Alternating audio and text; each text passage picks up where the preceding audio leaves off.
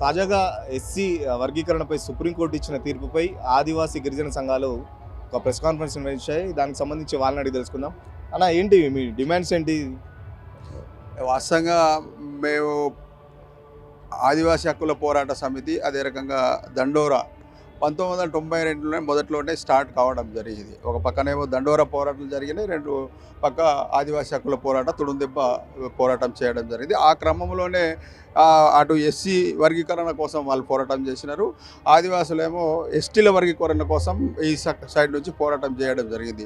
కానీ రాను రాను మేము అన్నీ కూడా పాపులేషన్ చూసిన తర్వాత 76లో 1,32,000 ఉన్న జనాభా లంబాడి సోదరులది రాను రాను పెరుగుతూ పోయింది. ఇవాళ 50 లక్షలు కావడం జరిగింది. దానికోసం ఆదివాసులు మళ్ళొక్క నిర్ణయం తీసుకొని ఏబిసిడి వర్గీకరణ అంటే మనకు న్యాయం జరగదు కాబట్టి వీళ్ళను ఎస్టీలలో వీళ్ళని రాజ్యాంగం ప్రకారం ఆర్టికల్ 3(2) ప్రకారం 42 ప్రకారం కలపలేదు కాబట్టి వీళ్ళను మనం ఎస్టీలు జాబితా నుంచి తొలగించాలనే పోరాటం మొదలు కావడం జరిగింది. అదే క్రమంలో మేము సుప్రీంకోర్టులో కూడా కేసు వేయడం జరిగింది. అనేక సార్లు సరూర్ నగర్లో మీటింగ్ చేయడం జరిగింది. అదే రకంగా ఢిల్లీలో రామ్లీలా మైదాన్లో మీటింగ్ చేయడం జరిగింది. ప్రధానమంత్రి నరేంద్ర మోదీ గారిని 2-3 సార్లు కలవడం జరిగింది.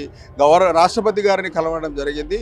అదే రకంగా మేము సుప్రీంకోర్టులో వేసిన తర్వాత ఎస్సీ వర్గీకరణ జరుగుతున్నది క్రమంలో మా లీగల్ టీం కూడా ఎస్టీలకు కూడా వర్గీకరణ కావాలని, తాత్కాలికంగా మా ఆదివాసులకు న్యాయం జరుగుతుందన్న ఉద్దేశంతో మేము కూడా ఇంప్లీడ్ కావడం వలన ఇవాళ ఎస్సీ వర్గీకరణతో పాటు ఎస్టీ వర్గీకరణ చేయాలని సుప్రీంకోర్టు తీర్పు ఇవ్వడం జరిగింది. కాబట్టి దానికోసం మేము ఈ రాష్ట్ర ప్రభుత్వాన్ని విజ్ఞప్తి చేసేది ఏంటంటే 1976లో కలిపిన నందుకే ఆనాడు మా ఆదివాసీ సోదరులందరూ కూడా ఏకమయ్యి ఒక పక్కన భూమి కోసం పోరాటం చేయడం జరిగింది, రెండవ పక్కన రిజర్వేషన్ కోసం పోరాటం చేయడం జరిగింది. ఆ పోరాటంలోనే ఇంద్రవెల్లిలో పోరాటం చేసి చనిపోవడం జరిగింది. కాబట్టి ఆనాటి ప్రభుత్వం కాల్చివేయడం జరిగింది. కాబట్టి మేము ఈ రాష్ట్ర ప్రభుత్వాన్ని విజ్ఞప్తి చేసేది ఏంటంటే ఆనాడు ఏదైతే మీరు ప్రభుత్వం రాకముందు ఏదైతే మా పోరాటం చేసిన వీరుల స్తూపం నుంచి మీరు మీ సమావేశాలు ప్రారంభించినారు.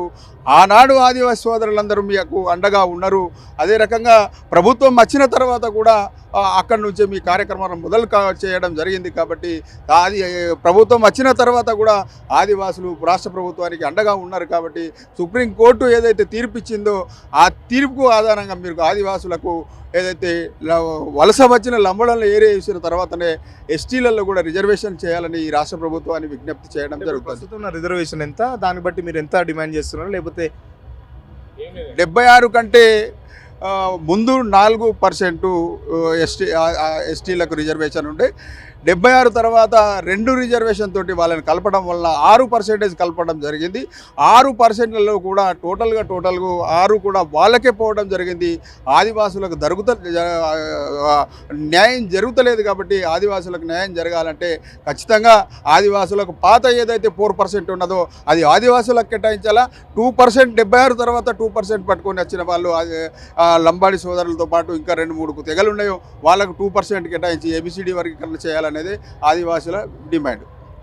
ఇప్పుడు విద్యా రాజకీయాల్లో ఆదివాసులకు జరుగుతున్న అన్యాయం ఏంటిది? వాళ్ళకి సమైక ఫస్ట్ ఈరోజు నిజంగా చెప్పాలంటే వాళ్ళు అసలు ఎస్టీలు కాదు. ఎందుకు చెప్తున్నా అంటే సారు చెప్పినట్టుగా 76 తర్వాత వాళ్ళని +2గా మేము ఏదైతే ఉమ్మడి ఆంధ్రప్రదేశ్లో 4% మేము ఉన్నాము, వాళ్ళకి 2% కల్పిస్తూ డిఎన్టీస్ అంటే డీనోటిఫైడ్ ట్రైబ్స్గా అప్పుడు ఉన్నటువంటి సోషల్ వెల్ఫేర్ కావచ్చు, ట్రైబల్ వెల్ఫేర్ డిపార్ట్మెంటు అన్నిటికీ ఒకటే ఉండటం వల్ల వీళ్ళు చేస్తున్నటువంటి పరిస్థితులకు వీళ్ళకి అక్షరాస్యత లేదు. కాబట్టి వీళ్ళకి GOMS నెంబర్ 149 ద్వారా విద్యా అవకాశాలు మాత్రమే కల్పించాలని చెప్పేసి డిఎన్టీస్ అని చెప్పేసి ప్రత్యేకించి వీళ్ళ కోసం డిఎన్టీ స్కూల్స్ పెట్టడం జరిగింది.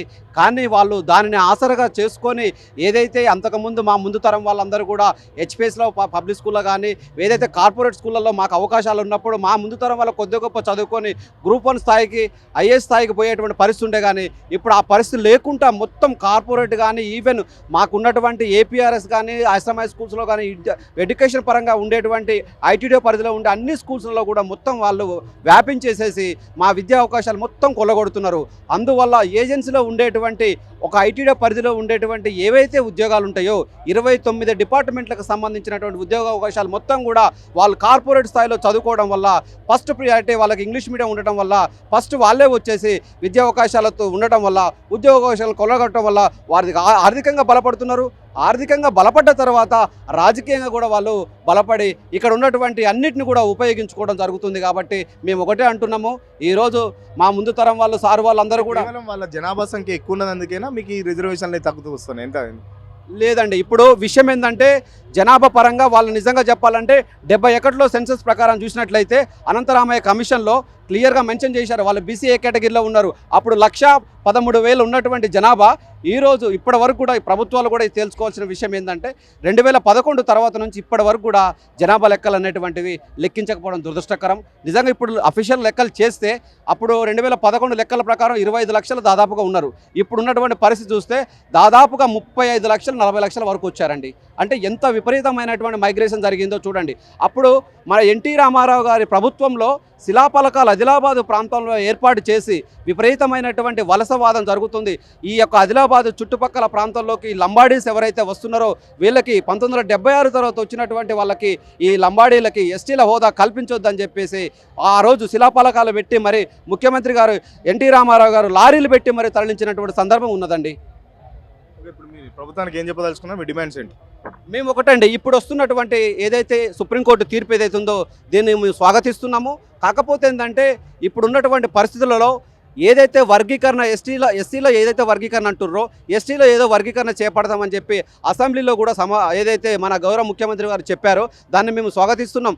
కానీ మేమేమంటున్నామంటే వాళ్ళు అసలు ఎస్టీలే కాదనేటువంటి డిమాండ్ని మేము మొట్టమొదటిగా చెప్తున్నాము. వాళ్ళు డిఎన్టీలు కాబట్టి వాళ్ళకి మీరు ఏ పర్సంటేజ్ ఇచ్చుకుంటారు అనేటువంటిది మీరు డిసైడ్ చేసుకోండి. స్పెషల్ కేటగిరీ ఇస్తారా, అదే డిఎన్టీలుగా మీరు కొనసాగిస్తారా అనేటువంటిది మీ ప్రభుత్వం నుంచి మీరు దాన్ని సపరేట్ కేటగిరీ చేయండి. అంతేకాని మాకు ఉన్నటువంటి 4% ఏదైతే ఉన్నదో ఆ రిజర్వేషన్ మాకు కేటాయించినా మాకు ఏ ప్రాబ్లం లేదు. మీరు 100% రిజర్వేషన్ పెట్టినా కూడా మాకైతే ఉపయోగం జరగదు. ఎందుకంటే ఇప్పుడే చూడండి 75 సంవత్సరాల స్వతంత్ర భారతదేశంలో ఇప్పటి వరకు కూడా ఆదివాసీ తెగల నుంచి ఒక్క ఐఏఎస్ లేడు, ఒక ఐపీఎస్ లేడు.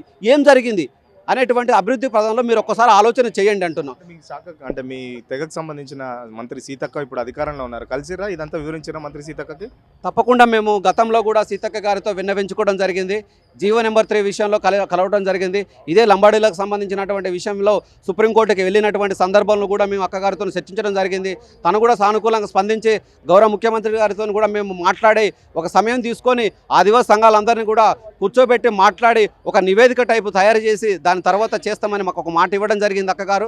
మేము అది జరుగుతుందని మేము ఈ ప్రభుత్వం నుంచి మేము ఆశిస్తున్నాము. వర్గీకరణ పోరాటం అనేది ఆదివాసులు 92లోనే మొదలుపెట్టడం జరిగింది. ఆదివాసీ హక్కుల పోరాట సమితి తుడుం దెబ్బ ద్వారా 1992లోనే. అంటే ఇప్పుడు ఎస్టీల వల్ల మీకు వచ్చే ప్రధాన సమస్య ఏంటి? మీరు ఎట్లా లాస్ అవుతారు ఎస్టీలు వాళ్ళ లంబాడి వాళ్ళ? అయితే సరే, మంచి ప్రశ్న వేశారు. ఇక్కడ ఏం జరుగుతుందంటే టోటల్గా ఆదివాసులు అనేవాళ్ళు ఇక్కడ స్థిర నివాసం ఉన్నటువంటి వాళ్ళు మొదటి నుంచి ఉన్నటువంటి వాళ్ళు ఈ 9 తెగలు తెలంగాణలో గుర్తించబడినటువంటి ఆదివాసులు 1950 ప్రెసిడెన్షియల్ ఆర్డర్ ప్రకారంగా కూడా. సో వీళ్ళకి ఎటువంటి గుర్తింపు లేకపోయినా కానీ 1976లో ఏది మన ఓట్ బ్యాంక్ రాజకీయాల ద్వారా ఆంధ్రాలో ఉన్నటువంటి సుగాలీలు ఇక్కడ ఉన్నటువంటి బంజారాలు ఒకటే అని చెప్పేసి వీళ్ళని కలుపుకొని పోవడం వల్ల సో అక్కడ ఇక్కడ ఉన్నటువంటి 4% అక్కడ ఉన్నటువంటి అంటే వాళ్ళందరినీ కలుపుకొని 2% ఇచ్చి 6% రిజర్వేషన్ కొనసాగిస్తున్నటువంటి పరిస్థితి. ఇప్పుడు కూడా అఫీషియల్గా 6% ఉంది మన తెలంగాణ రాష్ట్రంలో కావచ్చు, ఉమ్మడి ఆంధ్రప్రదేశ్లో కావచ్చు. సో ఆ 6%ని ఇప్పుడు ఏం చేస్తున్నారంటే వాళ్ళ పాపులేషన్ పెంచినట్టుగా చూపించేసి 12% అడుగుతున్నారు. 12% మా పాపులేషన్ ఉంది కాబట్టి రిజర్వేషన్ పెంచాలని చెప్పేసి అడుగుతున్నారు. 12% చేసినా ఈవెన్ 20% చేసినా అది ఒక తెగకే లబ్ధి చేకూరుతుంది తప్పితే అందరికీ రాదు.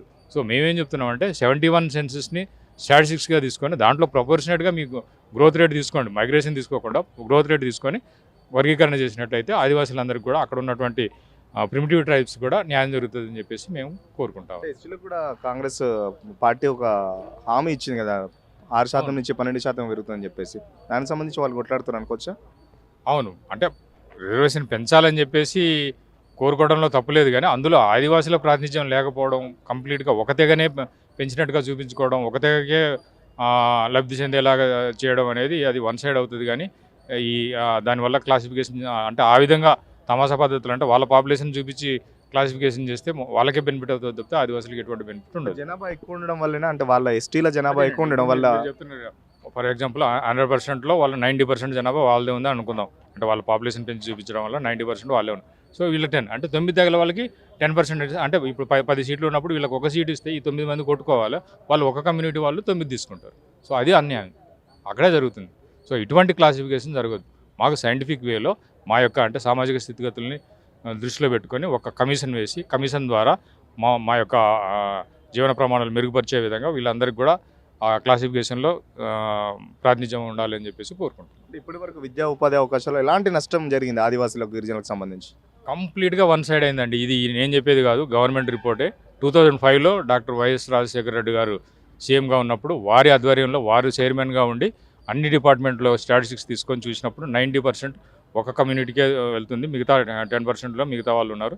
సో ఇటువంటి ఇంబ్యాలెన్స్ జరుగుతున్నాయి, దీన్ని బ్యాలెన్స్ చేయండి, వీళ్ళకి ప్రయారిటీ ఇవ్వండి అని చెప్పేసి ఆనాడే మాకు ఇన్స్ట్రక్షన్స్ ఇవ్వడం జరిగింది. తీర్మానం చేయడమే కాకుండా ఒక సర్క్యులర్ కూడా ఇవ్వడం జరిగింది. సో డిపార్ట్మెంట్ వాళ్ళు ఏం చేశారంటే, సో వీళ్ళకు అన్యాయం జరుగుతుంది కాబట్టి వీళ్ళ పిల్లలు ఆదివాసీ ఎవరైతే ఆదివాసీ తెగలు ఉన్నారో తోటి, కొలం, ప్రధాన్, గోండి, కోయ వీళ్ళకు స్కూల్ ఎడ్యుకేషన్లో కానివ్వండి, కాలేజ్ ఎడ్యుకేషన్లో కానీ వీళ్ళకి ప్రయారిటీ ఇవ్వండి అని చెప్పేసి ఆ సీట్లో ఎలిగేషన్ చేయడం జరిగింది.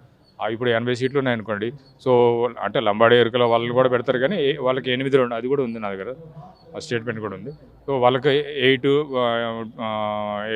అట్లా ఇచ్చి వీళ్ళకు ఒక 10-12 అంటే అందరికీ డివైడ్ చేయడం జరిగింది. సో ఒక విధంగా అంటే అది వర్గీకరణ లాగానే కానీ అంటే అందరి ప్రాతినిధ్యం ఉండాలి, ఎడ్యుకేషన్లో అందరికీ హక్కు ఉంది, అందరినీ ప్రోత్సహించాలని చెప్పి నేను చెప్పాను కదా, డిపార్ట్మెంటల్ రివ్యూ తర్వాత ఇంబ్యాలెన్స్ని బ్యాలెన్స్ చేయడం కోసం తీసుకున్నటువంటి చర్యలు.